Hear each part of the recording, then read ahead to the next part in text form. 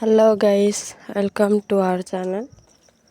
আজকে আমি পিঠা বানাবো। আমার খুব স্বাদের একটা পিঠা, আমার ভালো লাগে খেতে, তেলও লাগে না, খরচ ছাড়াই।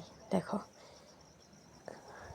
এটাতে ভুল করে নুডলস দিতে চাচ্ছিলাম, সেটা ভিডিও হয়ে গেছে, সরি গাইস। এই যে এটার যদি পিঠাটার যদি ফুলফিল ভিডিও যদি চান তাহলে অবশ্যই আমাকে কমেন্ট বক্সে জানাবেন।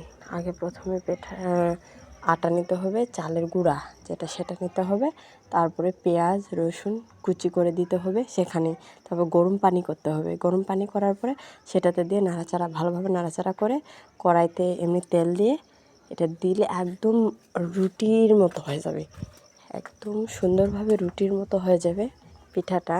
খুবই স্বাদ লাগে খেতে, তোমরা খাবে এবং আমাকে জানাবে যে কেমন লাগছে তোমাদের পিঠাটা। জানি স্যাম্পল সব কিছু আমি স্যাম্পল দিই সবসময়, স্যাম্পল যে জিনিসগুলো আমি করি সেগুলাই দিই, ইনশাল্লাহ দেব। আমি যখন যেটাই করি বা যেভাবেই করি আমি তোমাদের সাথে শেয়ার করব, সমস্যা নেই। আমি সবসময় তোমাদের পাশে আছি। গাইস দেখো, একদম রুটির মতো হয়ে গেছে এই পিঠাটাই যে আমি হাতে নিয়েছি, রুটির মতো হয়ে গেছে।